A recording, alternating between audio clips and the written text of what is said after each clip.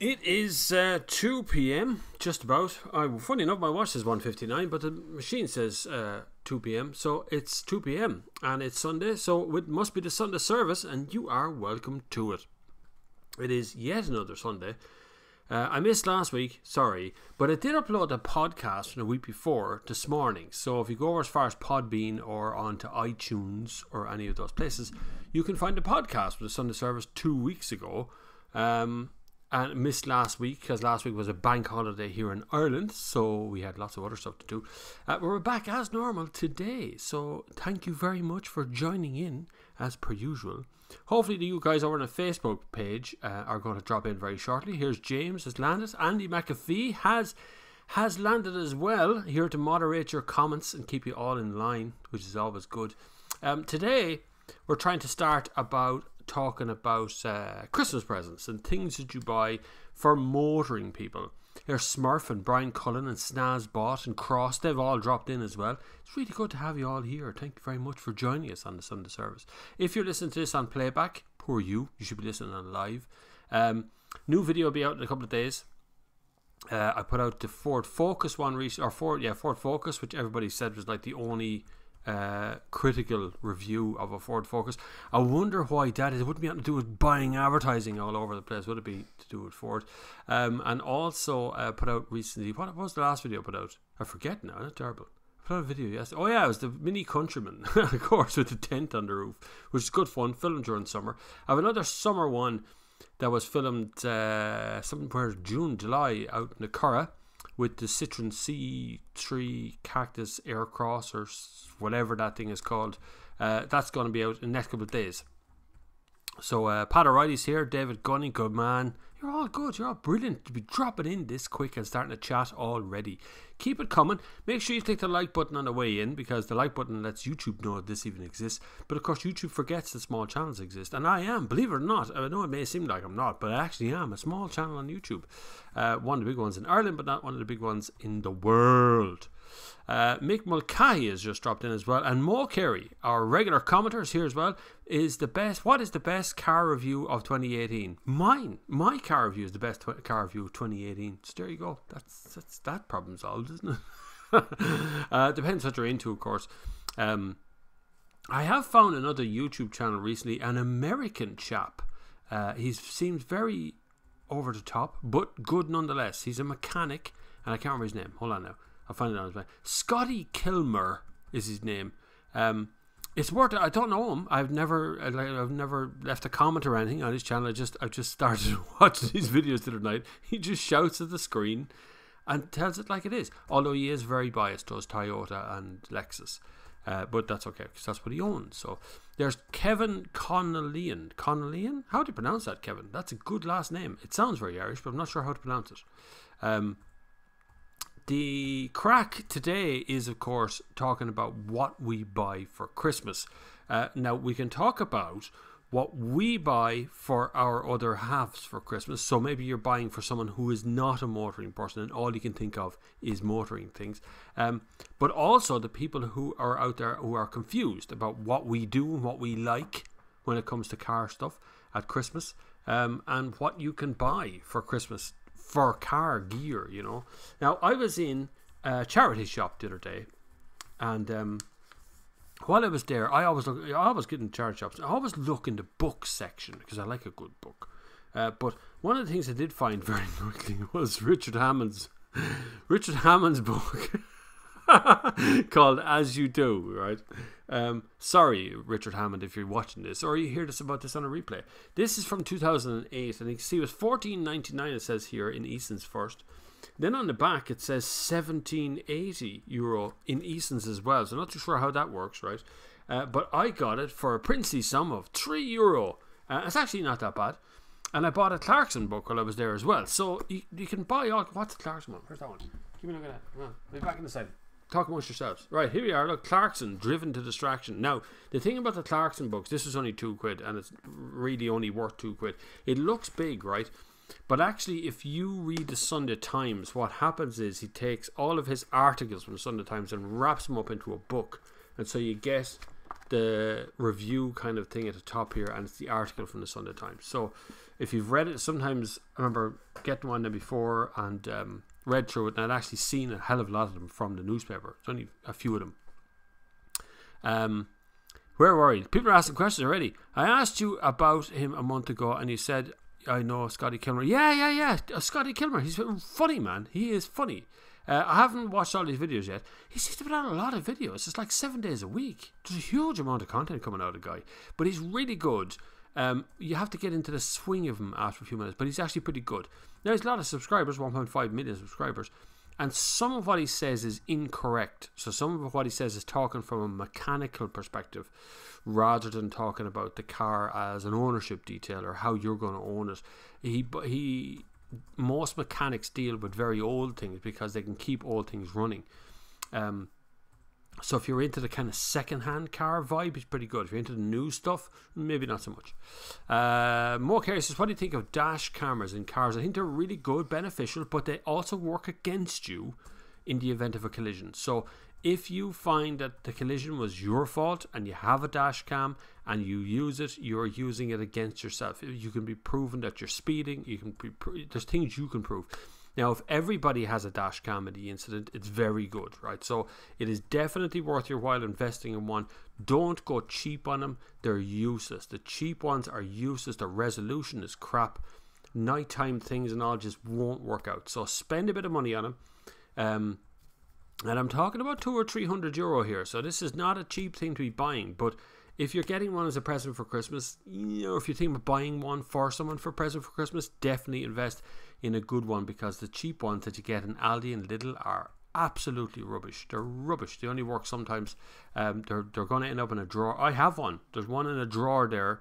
And I got sent one from Gear Best as well. A Chinese woman. Can't remember what her name was. She sent me a whole heap of things. Among them was a dash cam. Do you think I could make it work completely in Chinese? No idea. No clue what to do with that. None of the instructions. Couldn't make anything out, head or tail. There's an app on your phone. App was also in Chinese, so it just wouldn't work. So I had to get rid of that. Craig Russell, hi Bob, good afternoon from the Netherlands. Your podcasts are great for a long cycle to work. Yes, and I had a fella stop me on the road the other day to tell me that he uses my podcast for running because they keep his pace going and it never ends. So, there's only one voice easy to get used to, and it just kind of goes along for good crack. So it's great that people are using it for all kinds of reasons, and a cycle to work is a good way of doing it because it's like an hour and a half, 2 hour long, so you can go a little bit there and a little bit back. So it's good that we're all being used. I use a podcast for the same thing now. I'm looking for a set of headphones for myself for running. Well, I don't really use headphones for cycling, but running especially. I was using a set of Carrymore ones, which are kind of wrap around the back of your neck and they squeeze into your ears, but they actually start to bore a hole in your head after a while. They kind of bore their way into your brain through your ear holes. So they're a bit too tight. They're fairly modern ones. So I'm looking for a replacement of those. I don't have ears that can fit the Apple ones. My jaw's in the wrong place, so it intrudes inside. It won't work. I have to say, Matt Watson is great in a type of reviewing. Yes, Matt Watson is very good. His car reviews are very good. Little tiny bit generic in that every review is exactly the same. But at least he has an opinion. At least he is critical, unlike many other video reviewers that are out there right now. Once say video reviewers, a lot of video people who are given press cars to talk about them, but don't have an opinion on them. I think people don't necessarily want reviews anymore, particularly PR companies, because a review is an opinionated thing. So when someone has an opinion, you don't know what the opinion is going to be. And that's why there's a bit of a kind of a rally against reviews, and more like, look at the design of this car, look at the interior, and that's it. It's not really an opinion on it. So Matt Watson does have an opinion. I know Matt. I met Matt, I think, a couple of review things, international press things early on. I think before he was with Carwow. But yeah, his reviews are very good. He should stay on the internet as well. Take my advice. Don't go off the internet. Don't become your man on Top Gear. What do you call him? It just became an idiot and now doesn't know what to do with himself. Anyway, Kilmer also said Hyundai were really poorly built. He's talking SH1T there. Well, yeah and no. See, from an American perspective, it's kind of funny. A lot of that stuff is assembled in America. And some of the stuff is assembled in Korea and then just sent directly to America en masse. So you have to imagine 68... How many people live in America? I can't remember. A lot of millions of people live in America. And Hyundai is quite a high up scale of a thing there. And Americans like kind of big engined, big petrol things, automatics. A lot of the opposite of what we want over here. We want small engines, manuals, light clutches, light steering. They want heavy stuff. So they actually build the car specifically for America. So the American stuff that he's talking about is probably not the same sort of car we get over here. Plus, cars here are built in Europe are totally differently. So America is all about kind of straight lines. If anyone's ever been to America or been to Texas or been to anywhere like that, you find the road is incredibly straight and just goes on and on and on. Very few corners or turns or twists or any of that sort of stuff. So the cars are built differently. The suspension system that they use is different. The engines they use is different. Often the gearboxes they use are different as well. So there's a bit of a difference between the whole lot of them. The cars that they have there. Now, I haven't driven a Hyundai in America, so maybe the cars are crap over there, but maybe they're better over here. It might be just one of those things. Mission Nomadic says, it's funny seeing you the other day in the comments of a Stray Bob video. Yeah, I love Stray Bob. He's just irregular though. I really get into that travel thing. It's really cool. He's a funny way. If anyone's never heard it, there's a YouTube channel called Stray Bob. It's a guy who went to, as far as I can ascertain, he went to Vietnam for either a holiday or a working holiday, and he decided to hitchhike home from Vietnam, which is totally possible across land.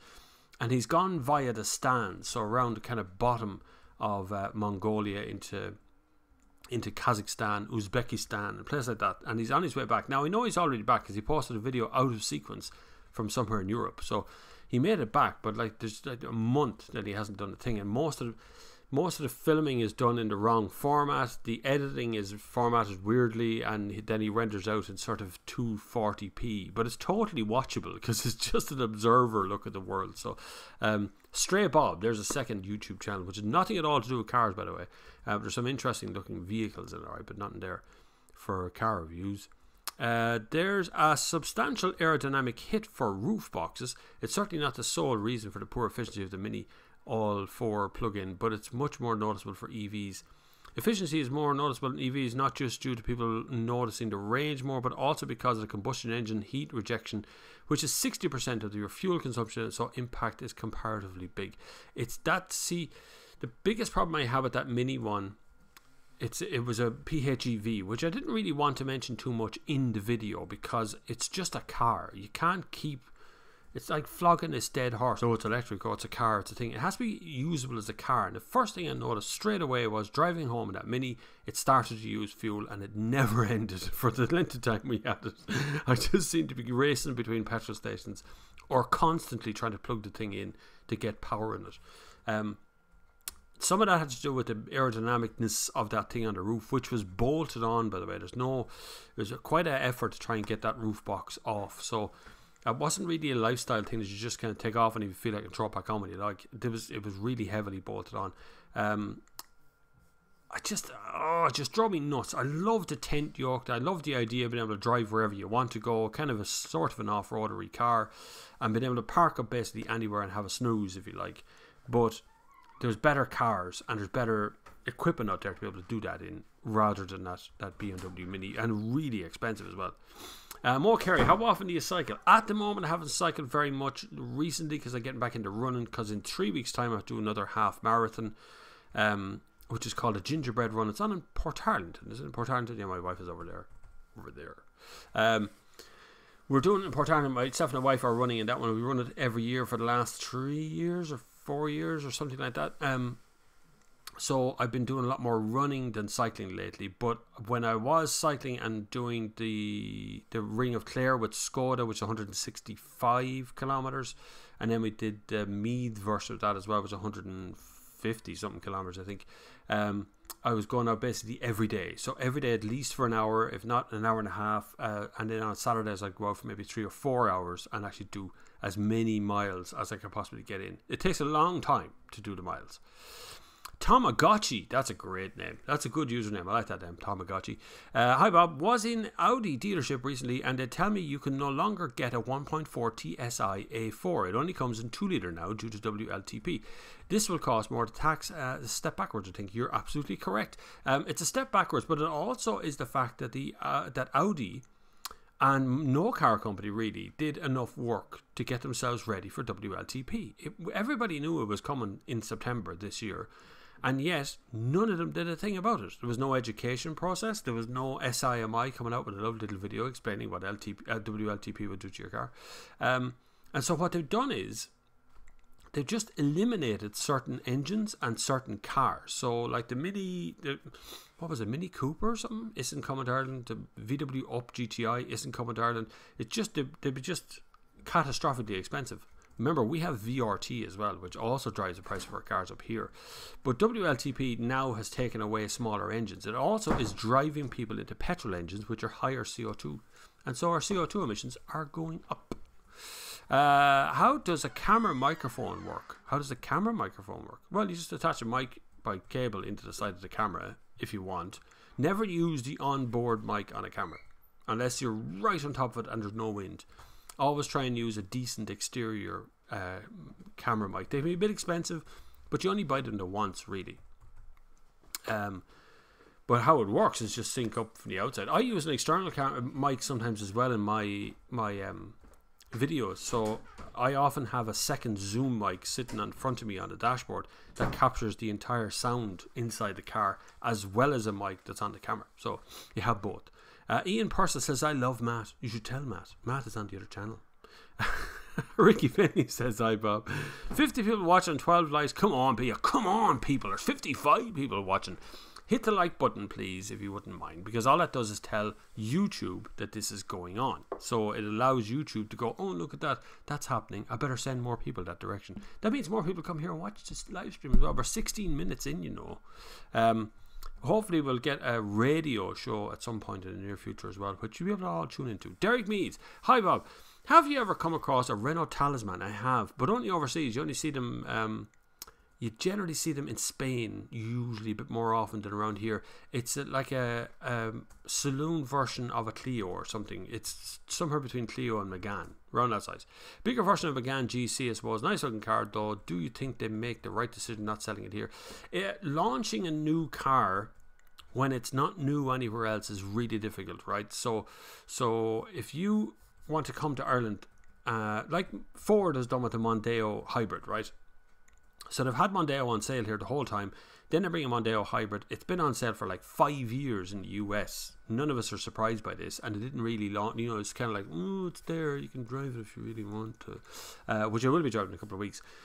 But the same for the Talisman. So Talisman's on sale elsewhere. If you travel enough in Europe, or you've been on holidays in Europe, whatever, you will have seen the Talisman around the place as well and wonder what it is.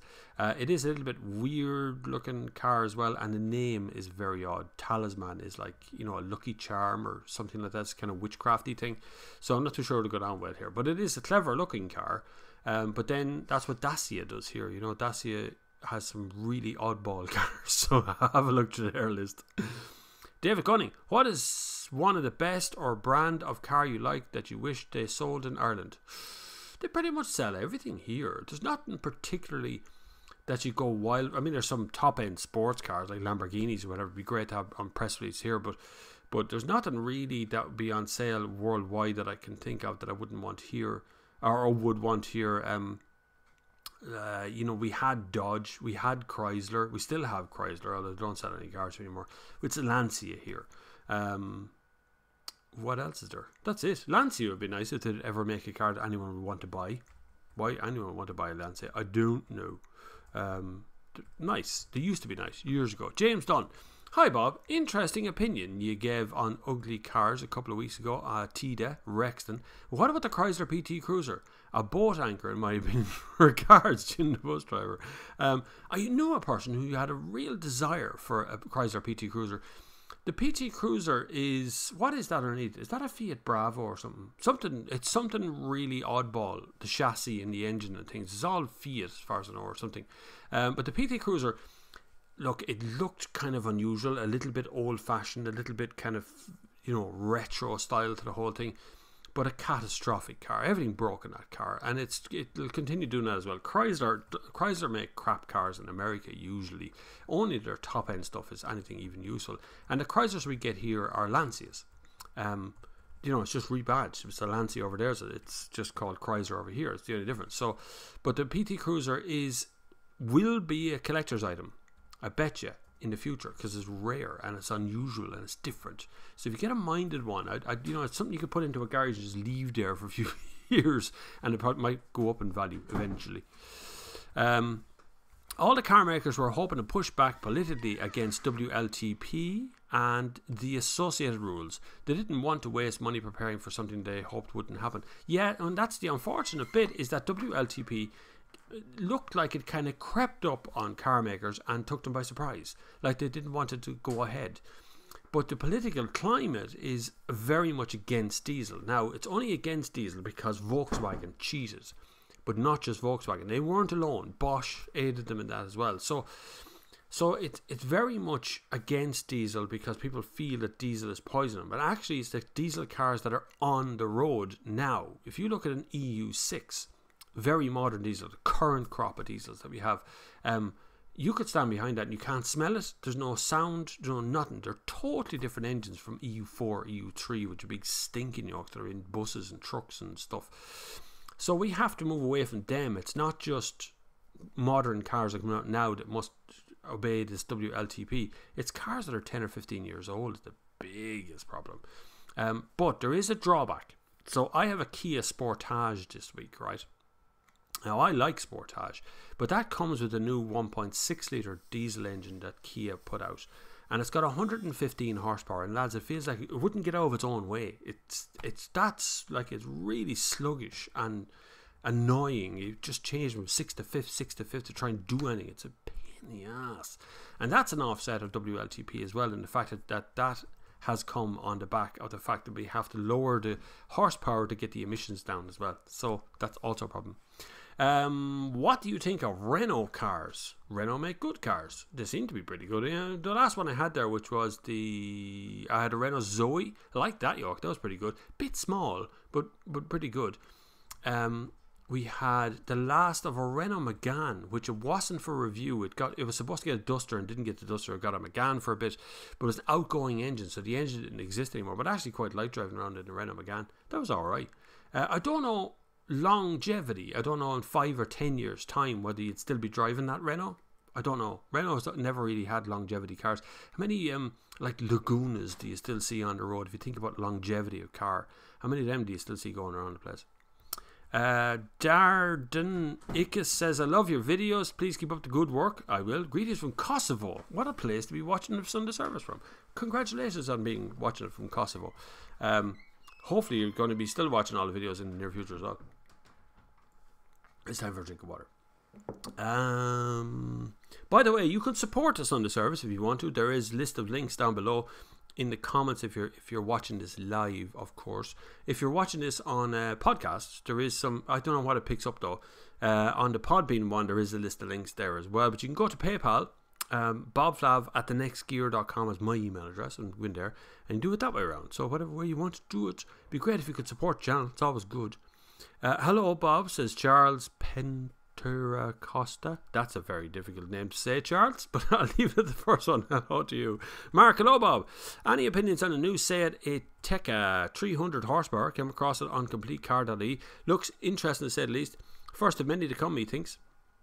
Seat are branching out into Cupra being its own brand. That is coming as well. An insider tip here, there will actually be Cupra dealers in Ireland, at least one, maybe even two in Ireland, just dealing exclusively in Cupra and not just in Seat. So Seat are kind of branching their high horsepower stuff over into Cupra. And Cupra is going to become its own brand, and that's where the Seat Ateca 300 horsepower one is coming from as well. That will become a Cupra Ateca, but it's still, I don't know if it's going to work really. This rebranding exercise rarely works, and I'll give you a good example of it, and it's Citroën. Citroën had the DS range, which was one range, then they had the Citroën standard cars, and what happened was they decided to do DS on its own, and sales fell through the floor.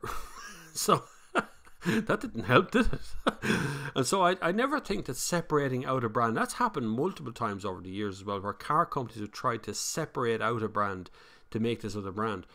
the ones who are the king of keeping brands separate, but you never think of them as being separate, are like BMW with their M series. The M division, I met the guys in the M division. They're a completely different breed of people. They're not the same at all. It's a different factory. It's a different place, different plant. The M3 looks like a 3 Series. That's where it ends. It looks like one. There isn't a single panel or anything under the bonnet or anything in the chassis that has anything to do with the 3 Series. It's all M3. Mercedes do it with their AMG division. Audi do it with their RS division, which is actually part of Audi, not necessarily a separate company, but they have a different division that deal with all that sort of stuff. So there's a bit of a difference out there, bit of a thing that goes on. Like Philip Nolan has joined us. Now there's a rare treat. Philip Nolan is in the house. The PT Cruiser has the most comfortable driver's seat ever. It was like an armchair on wheels, and that's all it had going for it. There you go. You see, Philip Nolan is also a car reviewer, not in YouTube circles, but in the newspaper world, and has been a full-time car reviewer for very many years. Very good travel correspondent as well. He does make sure that I'm in the right airport at the right time. He has managed to keep me going at many different occasions. So subscribe if Philip Nolan wants to be subscribed to.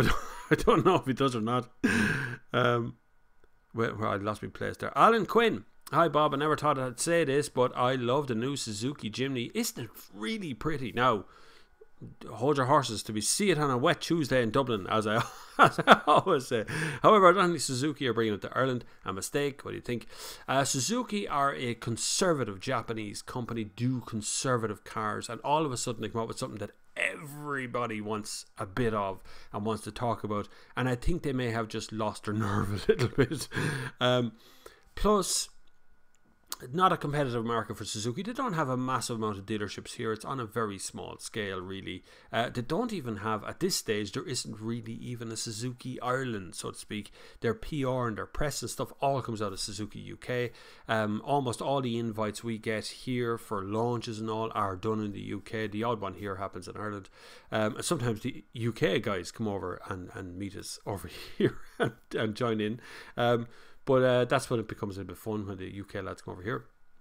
But I'd love to see Suzuki Jimny come to Ireland. I don't know if it's going to make it here. We'll have to put pressure on Suzuki and try and ask them to bring one, for God's sake. Just so we can see the thing in the flesh, like in the metal flesh, whatever. David Gunning. I went to Goodwood Festival of Speed last year. Going again this year in July. Recommend you head over. Plenty of content opportunity. I've been there. The first year I've missed it was actually, I think, this year or last year. I can't remember, one of the 2 years. I've missed it. I was there for 2 or 3 years running with various car companies. It's really good crack. Goodwood Festival of Speed is really good crack. It is jammers though. That's the only problem. Getting around everything is a big issue. Also, some of the stands are actually exactly the same as they were the year before, so you kind of seen them once, you've seen them forever. They're nice though, not saying there's nothing wrong with them, but it's really good. Definitely worth going over to if you get a chance. Goodwood do a pile of different events throughout the year. Festival Speed is just one of them. They also do this retro thing, which I keep getting invited to and I keep missing. You're supposed to dress up in like 1930s, 1940s stuff. Very English, I think, but it could be good laugh though. Minsk says the PT Cruiser here in the States used a Dodge Neon chassis drivetrain. They were pretty disposable and rarely lasted past 100,000 miles. Not surprising, to be honest with anything Dodge. The word Dodge, of course, is nothing to do with the car company in my head. Dodge means to dodge something. So I would dodge a Dodge if I could. But yeah, PT Cruiser, it's a weird looking car. I think it'll be a future classic, but I don't know at the moment whether any of them will survive long enough to do that.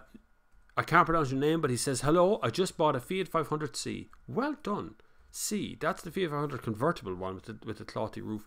Quite like them. There's nothing wrong with that car. Small, but nothing wrong with them cars.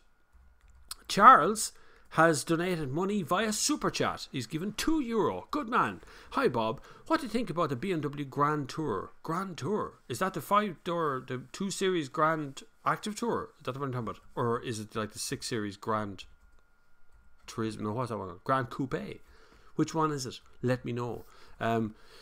The 2 Series Active Tour is ultimately boring. It's meant to be a 7-seater or a 5-seat sort of mammy mobile, daddy mobile kind of car. It does a good job at that. It's a front wheel drive, so it just does not feel like a BMW at all to drive. Interior is pretty good, but the same in every BMW. Little bit cheap here and there, just because they do a lower end touchscreens and things in that one. If it's the 6 Series Grand Coupe you're after, it's a beautiful car, but it wouldn't be my favourite no more. It's been knocked off the top of things like the Volkswagen Touareg, absolutely outstanding car. The Mercedes CLS, which is a gorgeous, gorgeous machine to drive. Bit weird along the back, but a very, very nice car. I'm extremely skeptical. Oh, I missed it. Hang on. It just jumped there on me. Sorry. I'm extremely skeptical about the Euro 6 in the medium term. Cars only tested when new. What happens over time? How many people will remove the equipment like DPFs? The sooner the diesel dies, the better.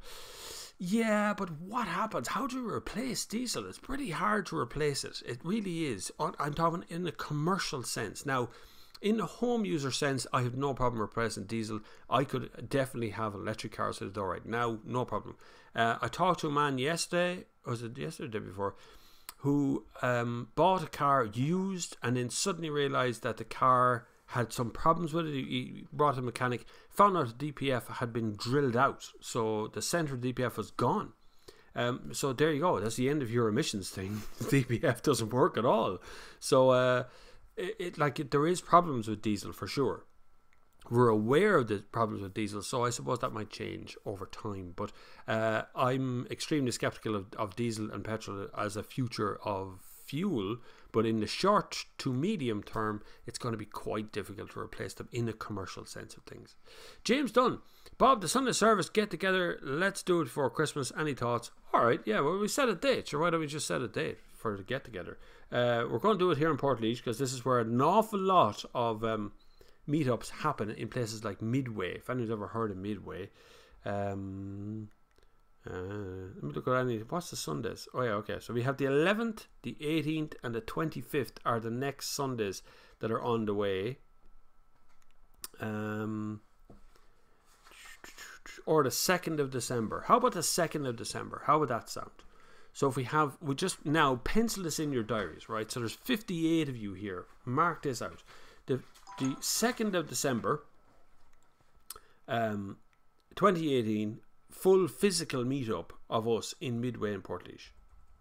Midway meet. I'm gonna put it here right in my diary right now. 2nd of December. How about that? You all come down here to Midway. Not all of you, right? For God's sake, I have 30,000 subscribers. Don't all turn up at once. Let's keep to about, I don't know, 70 people or 80 people. I don't know. You can bring as many as you want. Don't mind. I'll talk about location. But right now, Midway in Portlaoise, which has a gigantic car park. There's an awful lot of car meetups happen there, but I don't think there'll be too many around December. So put that in your diary, right? If not Midway, we'll find somewhere else that will allow a car park that size. We could go to Junction 17. They've got a gigantic car park out there. Again, on a Sunday morning, that'd be fairly quiet. It's out the N7. You can't really miss it. Everybody can get to that one as well. Again, it's what I'm thinking of is the guys who are down the country, lads in Cork and Galway and Limerick, and those kind of guys can come half across the country. Guys in Dublin can come down here. You could easily have a meeting in Dublin somewhere, but everybody from the country has to travel up for a long way. So yeah, James Dunn, good idea. 2nd of December, put it up into the Facebook. If you haven't been there already, we have a Facebook page called the Sunday Service Community. Stick that into the Sunday Service Community, the 2nd of December at, I don't know, 12 o'clock, 11 o'clock, something like that. And we do a full meetup for the day and do a live stream while we're there as well. Charles says, I had an Opel Zafira Tour 2013 and it was the worst car I ever had. Well, I'm not surprised. I bought a BMW Grand Tour because it has 7 seats car. Sorry for my long Brazilian name. No problem at all. Your long Brazilian name is fine and more than welcome here. The BMW Grand Tour they're lovely. They're a nice car. Look, it doesn't really feel like a BMW because BMW have a reputation if you're thinking of 5 Series or 3 Series, somewhere on there. Whereas the 2 Series Active Tour or Grand Tour is just very on BMW-ish, but it's quite nice. It's still a nice car to drive. Bad news on the Nero EV. While Norway is getting 2,000 units starting now with several thousand more on the waiting list, Ireland looked like getting under 100, 38 for the first batch and all for 192 reg. I'm not surprised, it's a pretty popular car, that Nero. It wasn't bad, not bad as a plug-in hybrid. Probably one of the better ones of the group of plug-in hybrids that I've driven. But I still think the plug-in hybrid thing is only a little stopgap to get to the rest of the way of electric. I really do. Paul Hickey says, are Kia putting DPFs into their petrol cars now? Some failure trouble as old diesels down the road. Yeah, but it's called a GPF, or some gasoline particulate filter, something like that. It's they've learned what went wrong with the old DPF and put in a new one. Now, I still have a problem with these things that they stick onto cars to make them cleaner, because if you can get around it, what's happening is young guys and girls are understanding that if you remove these things, you get more horsepower. And so there's an element of people removing DPFs or drilling them out or taking them apart. Also, they're full of platinum, and that's a very high value metal, so people want those sort of things as well. You know, we need to push forward into the electric end of stuff. This is just a stopgap. What you're being asked to do is change your car every 5 years, and so there's an element of people, they want you to buy a car, then they want you to upgrade the car, they want you to service the car, they want to make sure you go to a main dealer. We're starting to forget how to service our own cars, how to look after our own stuff, so we need to do that as well. The petrols are going to need... Oh my God, there's so many questions. Oh my God. Anyway, the petrols are all going to need DPFs before 2025 rules. Yeah, I know, 2025. The rules are changing again. I think WLPT is severe. Wait till you get to 2025. Ian Person says, Bob, I love you too. Thanks, Ian. There are so many good car reviews on YouTube. I just wish Ireland would get back into the larger capacity petrol engines regardless of road tax. I'm afraid that day is gone, Ian. A larger capacity petrol engines or high performance cars, never really a seller here in Ireland. If you start looking at what gets imported here, people are importing things. Like, I know here in Portlaoise, I won't mention their name, but I know here in Portlaoise there's a Nissan GTR here in the town, a couple of Porsches. But they're all used. None of these things are new cars. They're all coming out of Northern Ireland. They're all coming out of UK, Manchester, Birmingham, and they're being brought in and retaxed here. Some of them are being left taxed over there. I see a couple of ordinary cars on here that had UK license plates on them for good 6 or 8 months now at this stage. But it's not road tax that's putting people off. It's the rising cost of everything.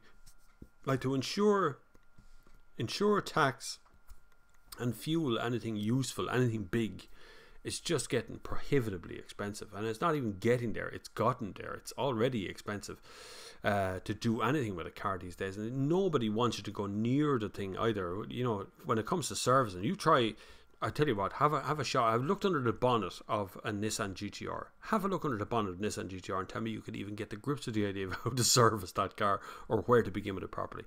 Andy McAfee in the house says GPS, which is gasoline particulate filter, on petrols already for some manufacturers. It is there. It is a growing trend to get the particulates down again. The problem is not just CO2 emissions being higher on a petrol, but also petrol engines put out other gases that need to be trapped and cleaned out as well. Nobody wants to be in the situation we're in with diesel, with Volkswagen cheats and scandals and all that sort of stuff that was going on. That came from a time of trying to go for the lowest CO2.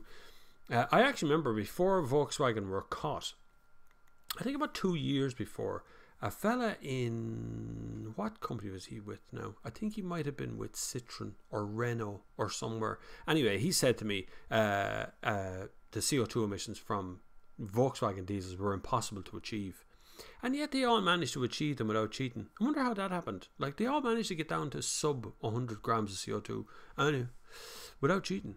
Hi Bob, what is the best SUV auto transmission for 2019 under 45k? Ambrose, I'm going to have to assume that you're in Ireland somewhere, or possibly in the UK. But the best SUV auto transmission. So let's look at the best auto transmission rather than the best SUV. So the quietest and the cleanest auto transmission changers these days are the direct shift ones. So that's the DSG, direct shift gearbox.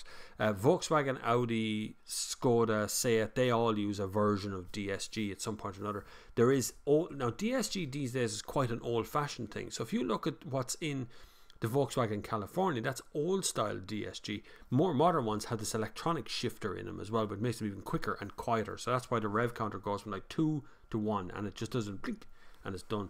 Very clean. So anything, really anything from the Volkswagen stable that has a DSG will have the better transmissions in them. Power shift from Ford was a good one as well, but it lost its good name in Australia. It doesn't do well in dry environments, so when it's driving in a drier environment, it can seize up. They had a claim in their course, a full recall out there as well, but it took them 2-3 years or something of court cases to do the recall, so bit of a problem with that. But Power Shift was actually very good competitor for the DSG from Volkswagen. The rest of the auto transmissions out there, some of the Volvo ones aren't too bad.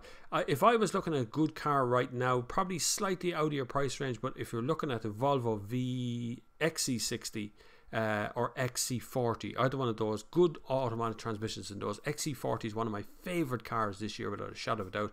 Might just scrape in under your 45k budget depending on what country you're in. Obviously 45k in Ireland is not 45k in the UK. Brian Cullen, a petrol car won't ever come with a DPF. That's because DPF stands for diesel particulate filter. The hint is in the name. P.S. I would like to personally castrate anyone who removes a DPF.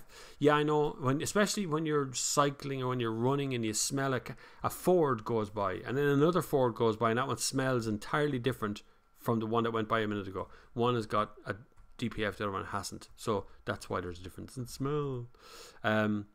GPF, yes it is. It's gasoline particulate filter and diesel particulate filter. Electric cars don't have a particulate filter at all, apart from a air filter to filter the air coming into the cabin. That's about it really. If they had, my problem with Ireland the way it stands right now is my car is a 2006. It gets an emissions test every NCT, but yet I have to pay the tax of a 1.6 litre petrol. Right, there's car that's old tax system, so I pay 300 and something quid a year, something like that. There's cars out there that are 2 litres, even bigger than that pay less tax than mine and don't get emissions tested because they don't have to get an NCT yet. So it's this unbalancedness. We should be given a choice. I did ask that of the Minister of Transport before and he went, can't do that. But anyway, you should be given a choice. So what should happen is you can pay whatever the tax that's lower on it. So when the NCT does the emissions test, if that turns out to be lower tax than I'm paying now, I should pay that one. That's what should happen. Just balance it all out, lads. That's all. Stop buying new cars. Peter Dolan. Hi Bob, new subscriber, good man, well done. Click the subscribe button and don't forget to click the bell button, then you can just get a little notification when I do this. Recently bought a 171 Golf 1.6 litre diesel. With all this talk of getting rid of diesel, how concerned should one be with the resale value, trade-in value in the future? Well Peter, I would be very concerned with it, and I definitely am not alone in that concern, in that diesel I think will come to a natural end. I'm not sure it's going to be within the next 10 years. However, because I don't see that electric cars are making massive strides forward in their range and in their ability. But I do see for personal use, for home car, if you own a diesel right now and have it outside your front door, I would be thinking about its future value in the next 5 years. If you're on a PCP, you've got a guaranteed minimum future value. So that's okay, you're done there. But PCP only lasts for 3 years, right? So in 3 years' time, you're going to get the value you said you were going to get, and that's it. After that 3 years, who knows? Diesel still has a future, I think, to some degree, in certain applications. But as a personal home use car, I think electric is the way to go. I think in the future, not quite now, I'm still not sure we're quite ready for the selection of electric cars out there right now is still quite thin. Not every car company has a decent electric car on offer. A lot of them have the step down of PHEV, and you know, it's coming. But definitely, if you're in the 171 Golf, by the time we get to 2019, just around the corner, 2 months away, right?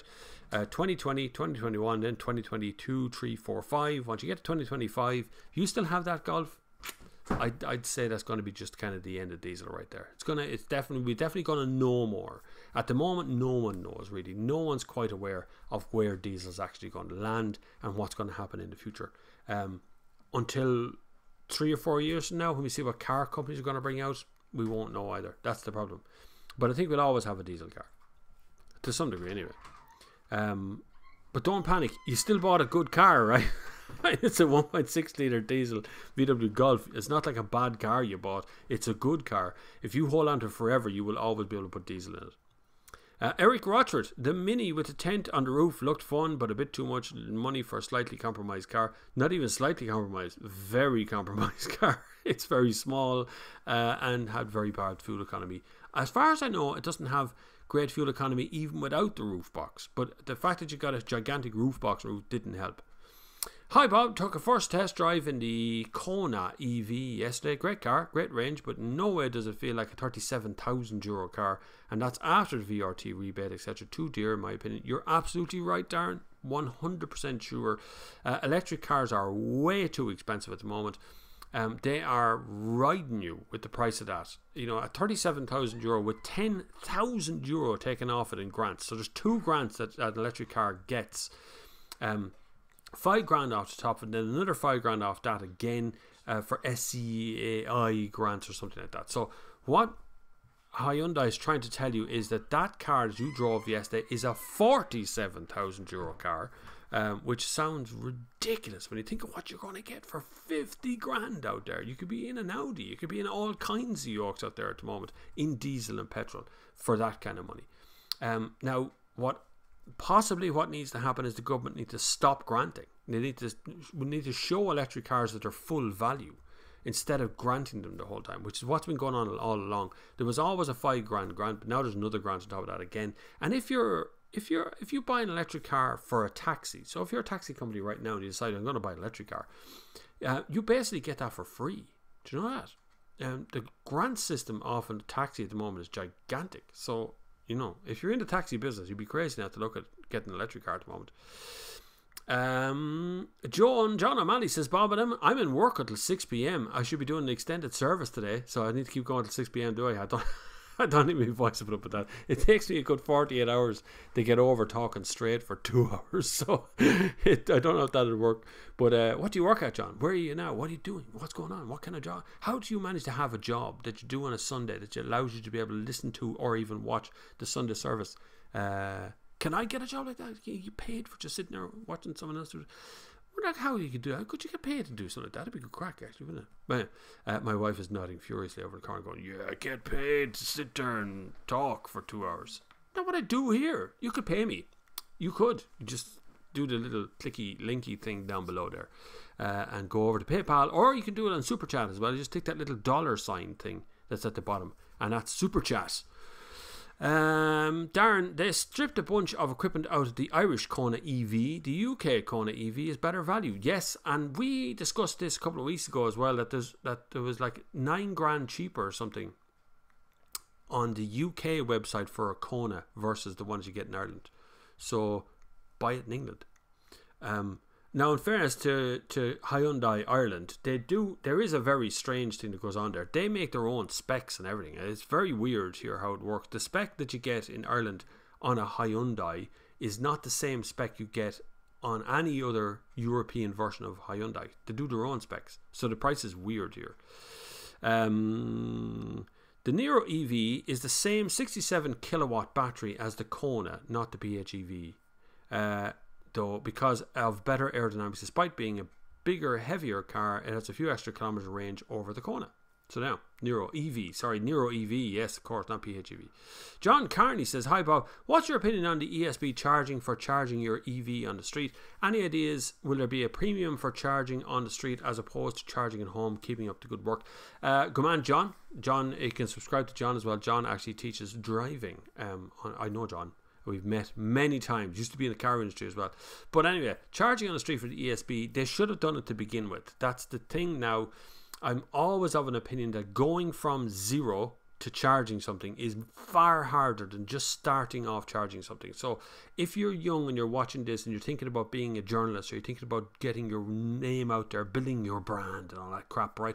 Look for a tenner from somebody. Look for any money from somebody, because if you do it for free, going up to 50 quid a year or whatever it is you're going to charge is nearly impossible. My total advice is always start by charging something, right? But anyway, back to your initial question. ESB has plans to start charging for electricity in 2019. The reason it didn't charge up to this point was because the competition authority and the energy regulator would not let them start charging because there was no competition in the market. So the ESB not only had control over all of the charge points, but then were going to be the only one charging electricity for it. But it can't go on. And I did say this last year when I was talking about, there is actually a very short video on my channel of me talking, I think it was last year or even the year before, about the ESB starting to charge for electricity. Half the charge points are out of service 99% of the time. And then you've got so many other issues on top of all of that, as well as, you know, when you're trying to get from place to place, you want a bit of security, you want to get used to the idea of having an electric car. The idea of electric cars, you're always supposed to be charging at home. It was always the plan that the charging happened most at home rather than being out on the streets.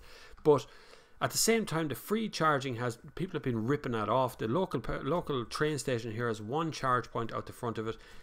Every day there's a white Nissan Leaf plugged into it. Every day, all day. They plug it in and they go off to Dublin, to go to work, to come home, and the car is fully charged. But they've blocked that thing all day long. They've blocked that car park space. And there's not a thing they can do about it. It's just the way it is. So something has to be done in that respect. But at the same time, the ESB should have been charging a tiny fee all along. The best way out of this, of course, is to charge a yearly fee instead of charging per use. Say you charge €200 a year, and then you can charge unlimited on the road anywhere you want. That sounds like a reasonable fee. I think people could afford to pay that. That's basically a Sky bill, you know, per month for some of you guys out there. So I think that kind of way might be way out, but they won't do that. At the moment, I have a card. It's in my wallet, actually. The ESB card. It has no way of actually charging my bill. It's this, an access card. You can see there's nothing written on it. There's no RFID or any sort of thing on it to say it's mine or attached to me, but it opens any of those access units anywhere in the country. That's handy. Don't forget, that's very good in Ireland, because it means I can go to any access point anywhere in the country and get used to it straight away. I can plug straight into it. Whereas if you go to the UK or even up in Northern Ireland or across Europe, you could have 5, 6, 7 different cards to try and open the various ports. So that's very good. We're very unique in that respect, and we're actually European leaders here in Ireland of the way our network is laid out. Just saying, boys. We're pretty good at some things. Also, 10-year EV powertrain warranties for Kia versus 8 years for Hyundai. Really? Is there a 10-year warranty on Kia? I was just talking about warranties this morning, actually. Did you know that Citroen has a 5-year unlimited mileage warranty? When did that start, and how does it do it so quietly? Norway now has 6.5% of cars on the road EV, with 60% of new car sales with a plug. Norway, everybody points at Norway. Norway have a very unique way of looking at things, and they're very early adopters on all sorts of stuff. Plus, it's a very wealthy country. They make a lot of money up there. But besides all that, no one seems to go, Norway did it right. Here's how they rolled it out. Let's roll it out here like this. Nobody ever wants to talk about it in Ireland for some strange reason. They just go, electric cars are just a fad, aren't they? They're not a fad. They're definitely here. And I always bang on this every Sunday. Politicians never ask journalists for advice about electric cars. They always look at the facts and figures. They always look internally. They always elect people onto boards and things that are just, they're concerned citizens like SIMI people or whatever. They're not experts at this sort of thing. They never ever ask journalists what they should do. Because I'm very likely to ask you guys what we do and how we do it. So we open ourselves up to all kinds of ideas and try and bring them all together in a coherent way. David Gunning. What do you think of one of the many reasons the consumer is not buying electric cars is that the prices are too high? I looked at Tesla on their website, I think it is, and spec'd it out, but it would cost me €190,000 for a P100D. Not mad. Hang on for Jaguar. Jaguar have the I-Pace. I drove that the other day out in Mondello. Well, not on Mondello. I drove it at a refresh day, out onto the roads, driving around the place. Absolutely spectacular yoke to drive. Looks a bit weird maybe, but really, really good to drive. Seems to have the range thing all sorted out. Less money than a Tesla.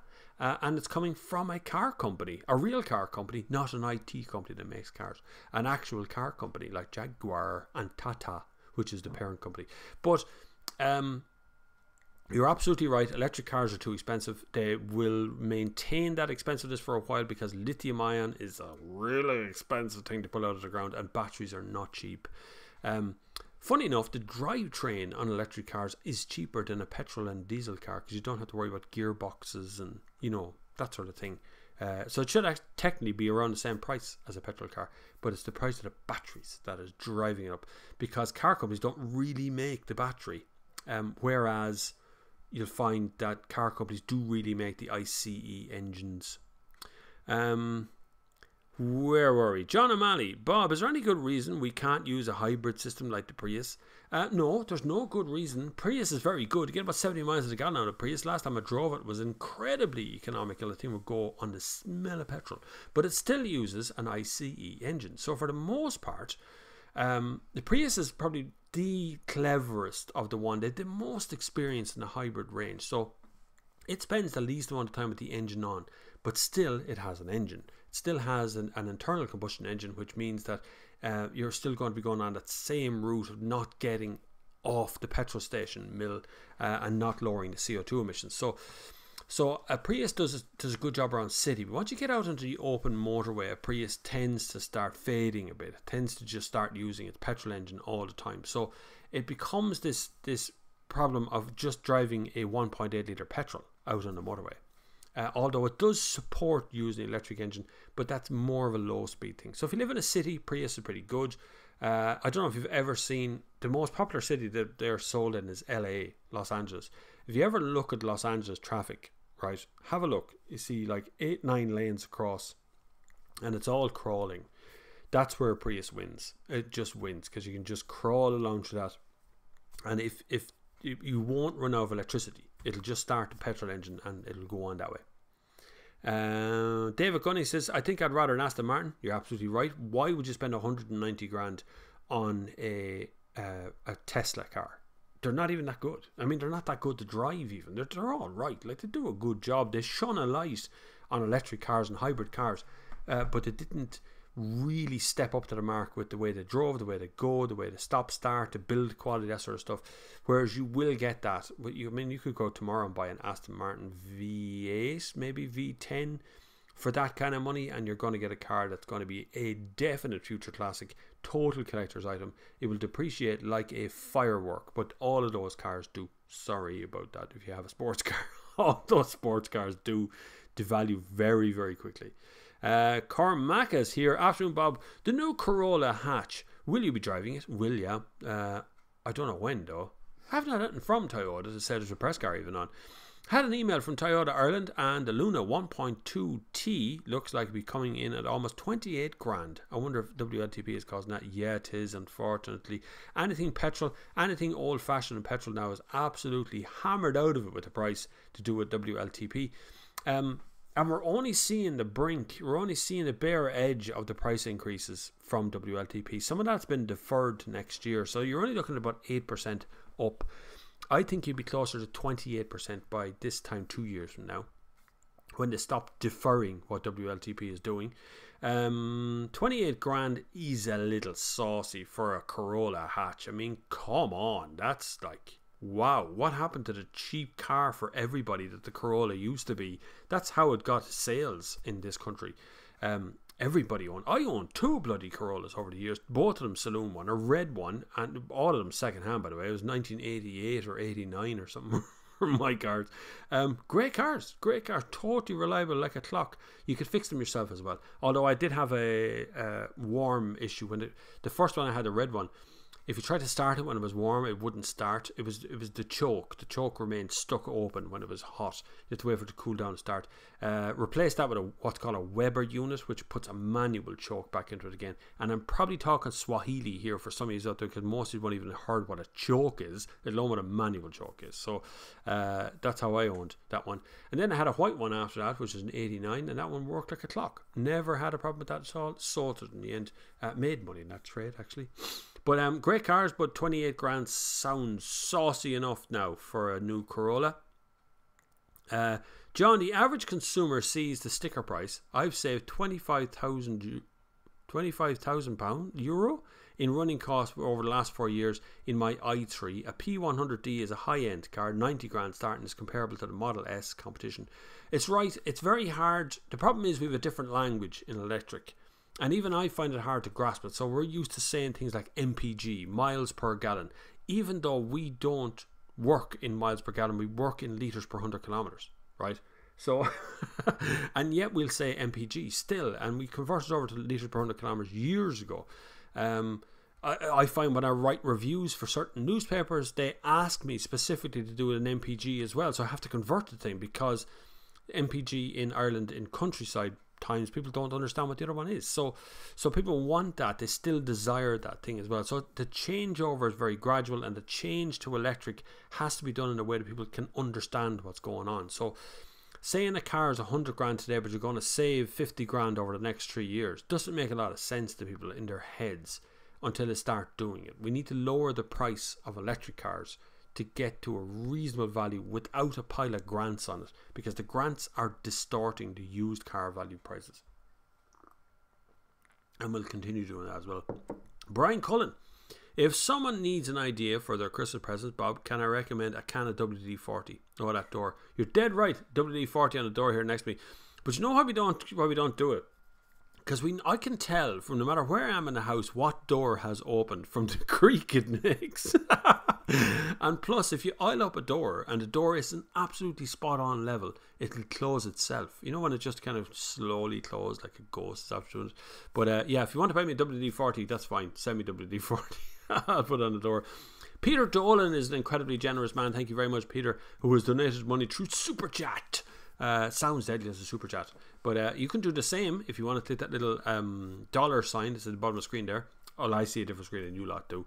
Or you can do it on PayPal. So go over to paypal.com, and bobflav@thenextgear.com is my email address. You put that in there. Or there's a direct link down below to PayPal, which will allow you to be able to support this channel in ways that keeps it free. The unique way that this channel is supported and kept going, because I don't get any money from car companies. They don't pay to be on the channel. They don't pay for the reviews. That's why some of the reviews, like the Ford Focus one, is quite hard on the car. I thought it was really, really cheapskate to not put in a reversing camera, parking sensors, and the gearbox was crap. So but I seem to be the only one, and it says loads of comments underneath saying I'm the only one who was critical of a Ford Focus, and I don't understand why. It was something to do with Ford paying some advertising money. Cross is also a hugely generous person with both his time and his money, who is here to answer all of your questions. A total expert when it comes to the electric car industry and how it works, and electric cars in general. Is a car owner and is also donated through Super Chat. You're very generous. Thank you very much. Derek Meads: Bob, have you ever considered taking some of your loyal viewers, followers, on test drives with you? Good God, that would end in disaster. We would surely end up in the hedge. Just the local ones on international, not the international ones. Don't want to push it. I would, of course, do passenger rides of somewhere now, but we'd have to figure out how to do it, because there's a lot of. The problem is not the problem, but like over 20% of my audience is actually in Ireland, right? So the ones who watch every week, from the subscribers, it's over 50%. So 50% of 30,000 people, 15,000 subscribers come from Ireland, right? So where do you start choosing people, or where do you go? How do you do it? I'd have to hire out Mondello or something and just do passenger laps and just let people jump into the car and do a passenger lap with me, or Mondello or something like that. I'm not sure how we'd work it out, but yes, of course, that is always available. I always show the cars. If I meet somebody and they're looking at the car that I'm driving, I'll always let them have a look at the car. I'm always happy to oblige in that respect. But if we do a meet, don't forget, put in your diary the 2nd of December, Sunday the 2nd of December, we will have an actual physical meet up. I think I have an Audi A6 or something that week. I can't remember what the car I have there. Whatever it is, I'll bring it with me anyway. But that is the 2nd of September here in Portlaoise. So if you're in Ireland, or 2nd of December, I get corrections from across the table. But if you're in Ireland, you can come along to that meetup and bring whatever you drive. Don't worry about it. Don't need a classic. You don't need any other car other than the car you drive every day. Bring it along. It doesn't even need to be clean. It's only just to meet up and have a chat, to physically meet people who we chat to every week in this two-way stream here. If I see a used car for sale at 25 grand at dealership, what's a realistic price I'd expect to pay for it? How much wiggle room generally is there? That can be an odd. So, right, to explain that, I have to explain another thing called washout. And if you're a dealership, I am terribly sorry. I'm giving away a gigantic trade secret here. So what's a washout, I hear you say, right? So when I sell a car, a brand new car, from new, straight sale, right? That's great. I make a certain amount of profit on that new sale. That profit is often very narrow, extremely narrow. If I'm just selling you a straight deal car, right? It might be $2,000, it might be $1,000, it might be €500, it might even be less, right? It depends on the brand. Now, if you're trading a car in, the cost to trade, the difference between the price I'm going to give you for your car and the price that I'm getting as a discount from the dealership, from the car company, is called the cost of change. So how much you're going to pay to change from the car you're in to the new car. That's a margin to some degree. So the used car that I get from you, I know now owes me 10 grand, right? So I put it on sale for 15 grand.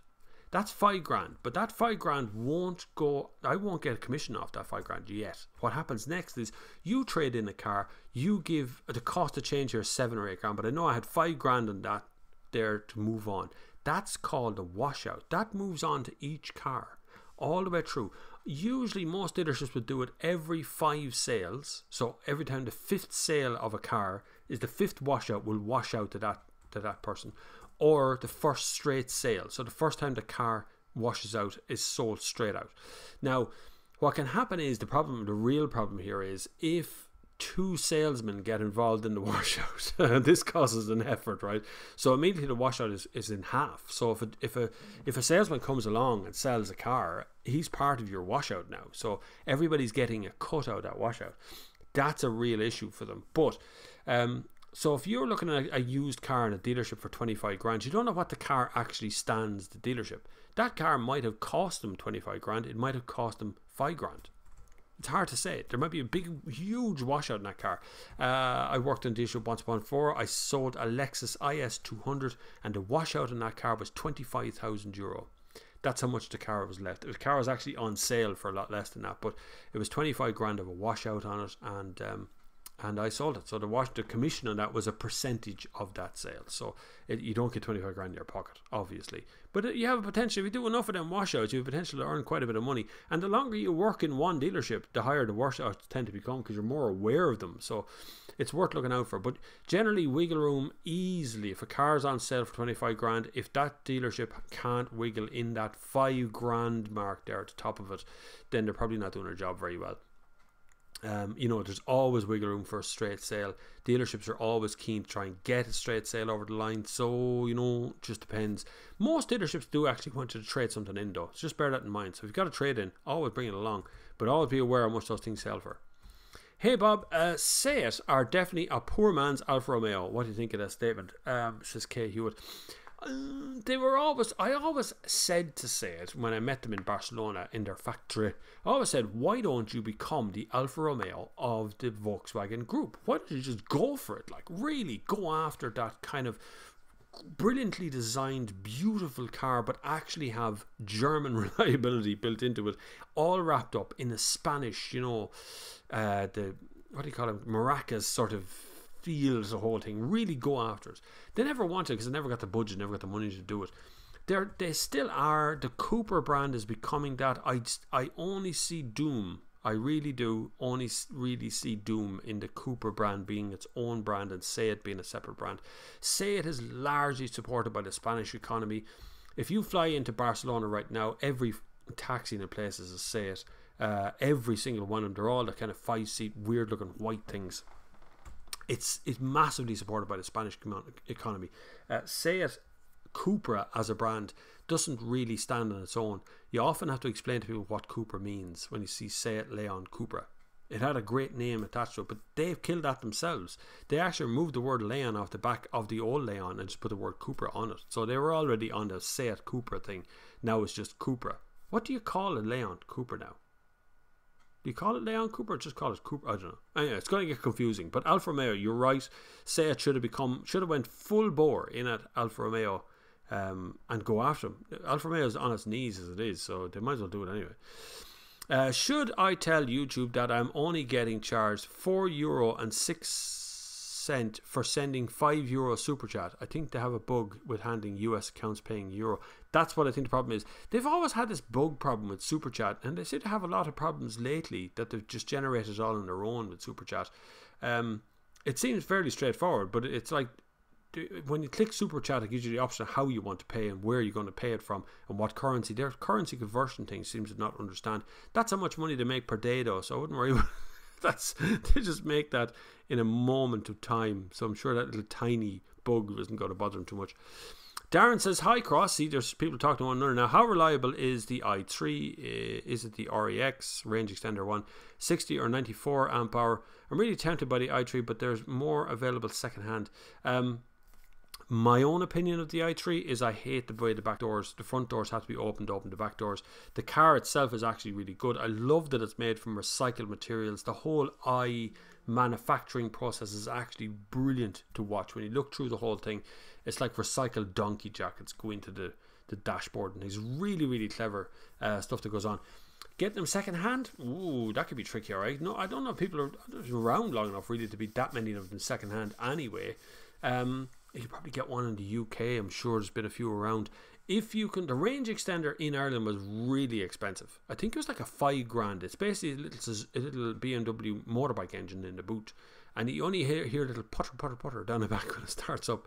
Very clever. But if you can get a 94 amp hour one, you won't need that range extender in the boot unless you're absolutely catastrophically doing gigantic mileage.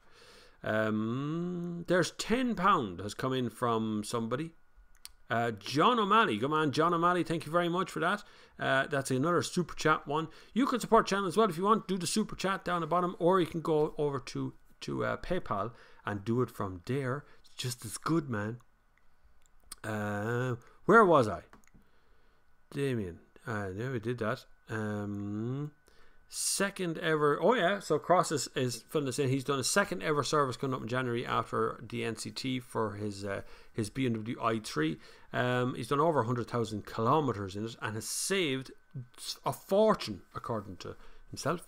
So it's definitely a way to go. Don't forget, underneath an electric car, the motor and the system inside an electric car is pure electric, right? So you've got a motor that's attached to basically a drive shaft.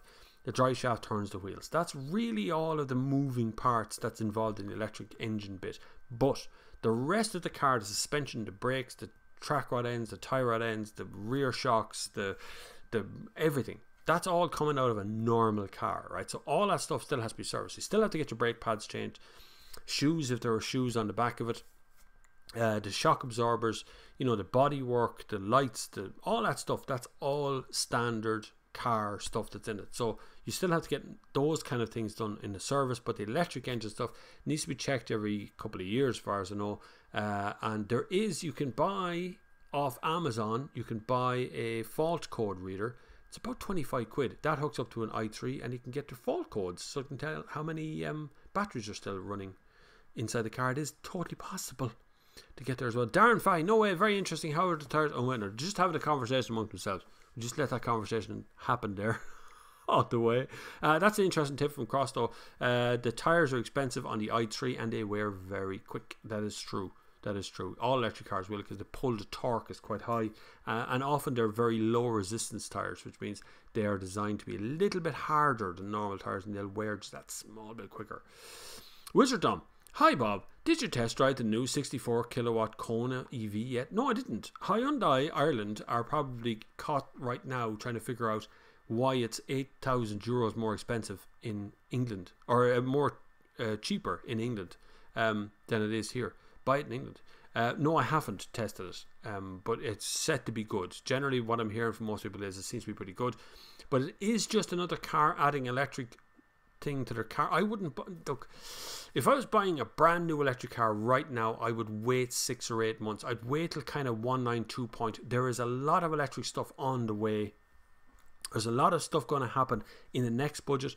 And there's a lot of interesting manoeuvring happening from the government about electric cars as well. So it's upheaval at the moment. So I would just kind of hold off for a little bit longer, just unless I was buying a used one. If you're buying a used Nissan Leaf, or you're buying a used i3, or one of those cars that are out there electric already, don't worry about it. You can buy that. That's always going to be worth a certain amount of money. Darren Fahey. This is why I love the Sunday service. Real world advice, no messing. There you go. You see, we just talk straight from the top. That's why I say there's no advertisers, there's no sponsors, there's nothing like that from the car companies. We don't get money from the car companies to run this service. It just happens, just the way it is. You can also join us over on Facebook. If you go over to Facebook, or there's a link in the comments down below, and look for the Sunday Service community, you can join that. That is totally free. And the lads all chat amongst themselves there quite regularly. Everybody puts up their own little posts and puts up their own things, looking for car advice. We had an Audi S3, I think, recently from Rob Bruton, put up a thing, asked us advice whether S3 is the way to go over in the UK or whatever. There's tons of comments. Everybody has an opinion there. It is a Chinese parliament system, so everybody has an opinion on that community over there on Facebook. I'm not a great fan of Facebook, but it's a great way of working a group like that. And it's just a group. You will have to apply for membership, but you'll be let in straight away once you look like a human and you look like you're sane in some way and not spam. Sean Smith, Corolla is gone way too expensive. Might as well buy a BMW for that money. Yes, that's what I'm talking about. And if you look at the used cars out there, look at the used Auris. It's not going to be all that much different from the Corolla. I mean, the Corolla is just a name change, really. It was an Auris up until 6 months ago. So, you know, if you're looking at used cars and you look at a used Auris, you're not going to get much better. There is a 1.2 litre turbo Auris that you can buy from a few years back, which would have been a hell of a lot cheaper than this €28,000 version of it in the Corolla. So it seems really, really pricey, I think. Speaking of hybrids, the Toyota CHR, what is the electric range? Can't find it anywhere. That's just a hybrid, so electric range wouldn't be much more than 20 or 30 kilometers, completely electric. Like if you go EV mode, you'll be restricted in speed straight away. My general advice is that EV mode is crap, to be honest with you. It really is. It constantly hunting for the petrol engine. Generally speaking, if you just drive it as a normal car, don't floor it the whole time, it will stay a lot more often on electricity. They're very good. I especially love the look of the CHRs. Absolutely outstanding, gorgeous looking thing. But realistically, the batteries in a CHR or a Prius as an EV car, so turn it into a total EV, it's very short range. Nobody buys it for that. John O'Malley, and then David Gunning. Thank you very much. David Gunning has submitted €10 for that as well. You're so good. And Philip Nolan has put in money. Mads, this is deadly. You're so generous today. You're so kind. Thank you very, very much for supporting the channel. Keep it free. Of course, like I said, we don't have any advertising. There's nothing. I don't put ads on this. The replay gets ads on it, but that's just YouTube does that, and nothing to do with me. So hopefully it's of benefit to everybody. Of course, it's always very truthful, which sometimes gets me in trouble, but that's okay. I don't mind being in trouble. There seems to be less value in straight sale prices up in Northern Ireland and Britain compared to straight sale prices in the Republic. Less to haggle with the sterling price. Less value in a straight sale. See, hardly any dealership actually wants a straight deal.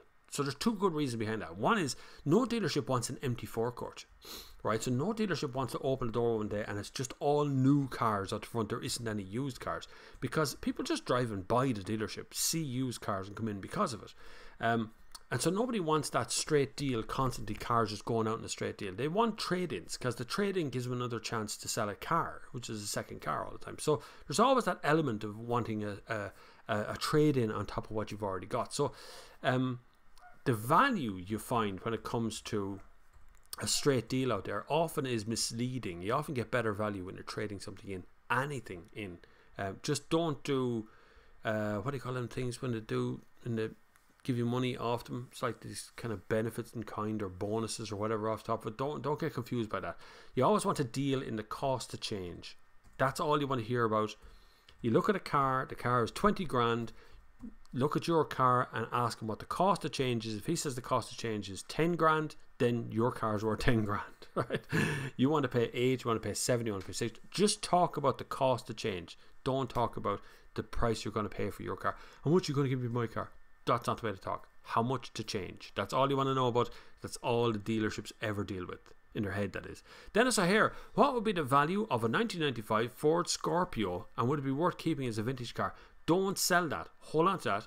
That was an ugly duckling, the Scorpio, and everybody will tell you, any dealership will tell you that. And if you got a 95 right now, you're in a unique position because that car is going to be desired very soon. Plus 95, 2005, 2017, it's already 20 years old, right? So you're over 20. So you're on your way to a 30-year-old car here, which is vintage. Straight away you're into the vintage tax and everything else.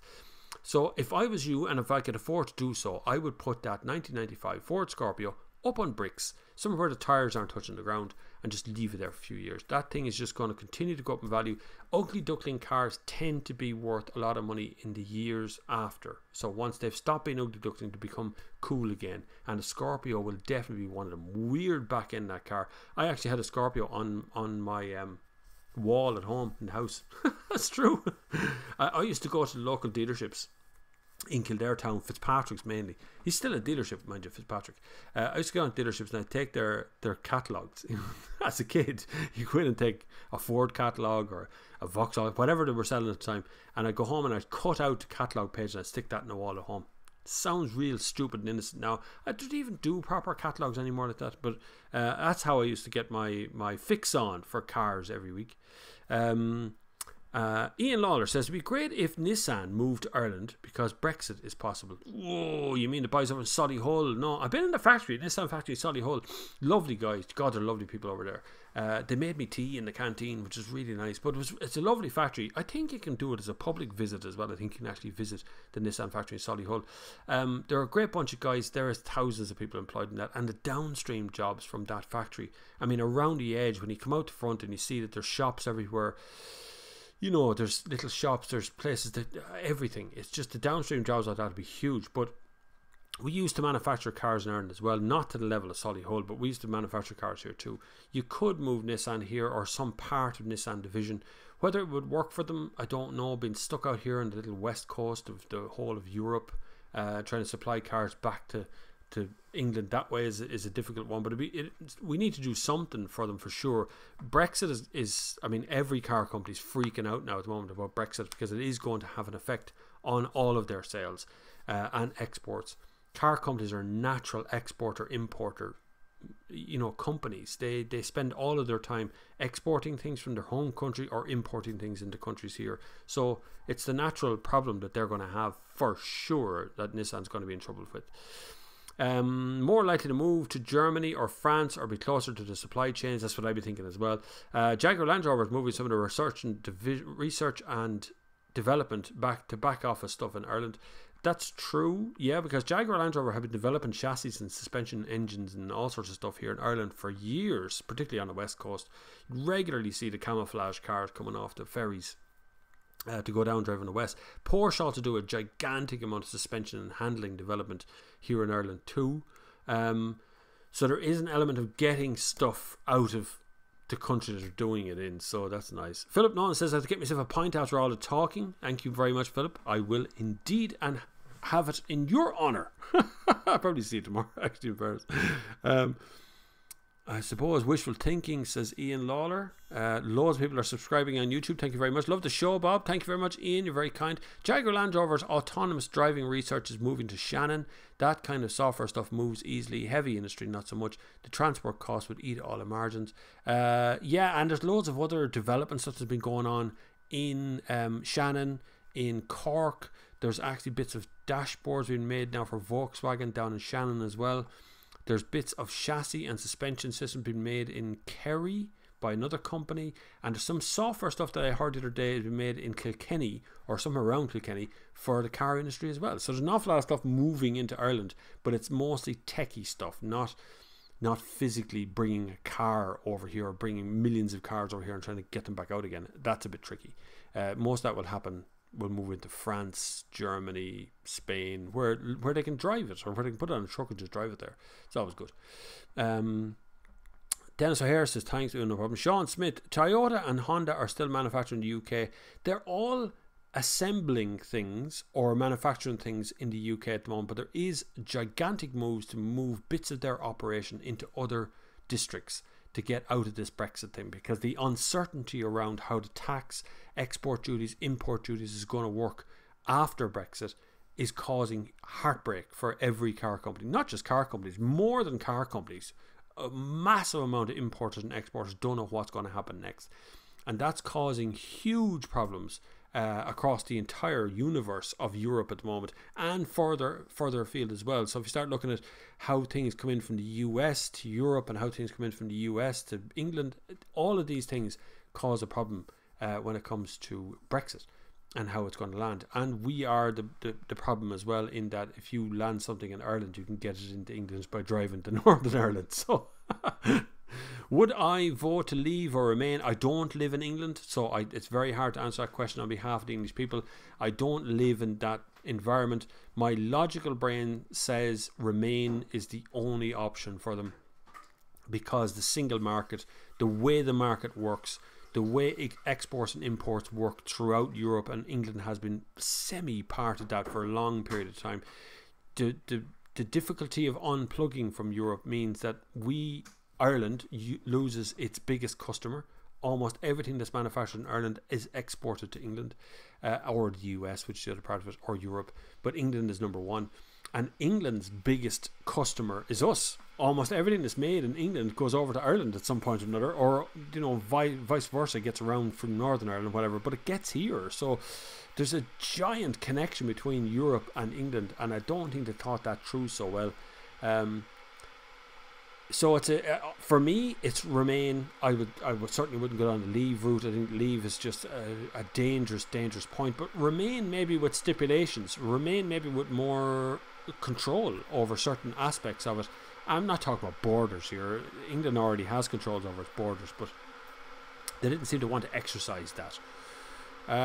Cross says the emergency EV rapid chargers on AA trucks across Europe are made in Carlow. Yes, because we were looking for one. We were trying to get one for our.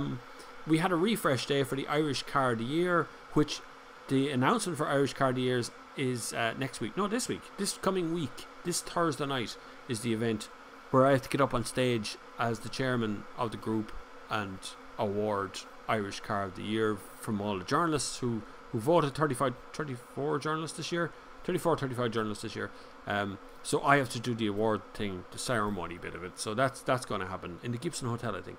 That should be fun. But we were looking for our refresh day where we brought all of the cars from Ireland, came to Mondello, and we had a few electric cars. We had the I-Pace, we had Nissan Leaf, we had a few others, a group of cars, and we're thinking that it'd be difficult to get things charged because Mondello has a charger, but it's a slow charger, an ordinary charger, and it's up at the offices rather than down the track. So we actually rang around trying to find a truck that would have some sort of charging system on it, and they didn't have one to give us at the time, even though they're made in Carlow. So we had a problem with that straight away. But we got through the day. We just had to restrict our mileage a little bit and go a little bit easier on the cars than we were thinking earlier on. Dominic Gavin has just landed in the house and has asked the question, Bob, what do you think of the Mercedes diesel E300 hybrid? Thinking of importing one from the UK. Isn't everybody these days importing one from the UK? Mercedes E-Class is my favourite by a long way of those kind of cars. It's just one of those cars, you just get into it and go, yeah, this is gorgeous, just a lovely driver thing. Does it work as a hybrid? Yeah, why wouldn't you go electric? There's enough of a selection. Maybe you want to go Mercedes. If you can get an estate, go for it. If you can get one with double glazing, go for it. I know it sounds crazy, but double glazing is actually an option on the windows. It does make the cabin infinitely quieter inside. Small weight loss on that. The car gets a little bit heavier because of it, but it's not really noticeable. But it's E-Class is a gorgeous car. I'm going to throw you a curveball here. Have a look at a Mazda 6 2.2 litre diesel. Fuel tank's a bit small. Car is absolutely outstanding at the moment. The new ones out there, and you'll get it a lot cheaper than a Mercedes E-Class. You'll also get an estate version as well. It's absolutely gorgeous. ZA says, I live in England and I own a Euro 5 530 diesel. Should I get rid of it and go petrol? England is at the moment considerably dumping diesel as a fuel, and you can see it even in the laws that are being passed as well. There's rules and regulations that are being thrown left, right and centre about getting rid of diesel before 2025 or something. They've got this really short window of getting rid of them. So looking at the way your political climate is going, I would say yes to get rid of the 530 diesel, because it's not going to be worth a whole lot to you in the future. But going petrol would be something that I wouldn't necessarily advise either. Hybrid, PHEV, electric. Go with that kind of route. Don't just go for a standard old petrol, because you're in the same boat. They're going to they're targeting diesel now. They will eventually target petrol as well, because they're both ICE fuels. Both emit CO2. Petrol emits more CO2 than diesel, so remember that. Ireland is a bigger export market for the UK than Brazil, India, China and Russia combined. And anyways, the EU is more popular here in Ireland than in any other EU country bar Luxembourg. Correct. I'm just going to read it out to you again, just get that into your mind, because this is something Irish people don't necessarily think about when they're doing calculations. We always kind of do ourselves down. We always say Ireland's just a little small poor country, but just think of that again, right? Ireland is a bigger export market for the UK than Brazil, India, China and Russia combined. So things that are exported from the UK to any other country, Ireland is their number one by miles. And this is true, and we're the reverse is the same the way around. So the leaving Europe is a very difficult thing for anyone to do, but right now this is a stupid thing for England to do as it is, which is always nice. But I would love to continue this chat further, but at this stage the time has pressed on. We're an hour and a half in, so I'm going to cut it just a tiny bit short this week. Just a tiny bit short. It's only a half an hour short. God, I'd make it up another one. I'll do it 2.5 hours on another one. But I want you to put some details into your diary, right? So we're going for the 2nd of December for a physical meetup here in Portlaoise or in the surrounding area if I can find a big enough car park. But we're definitely going for the 2nd of September.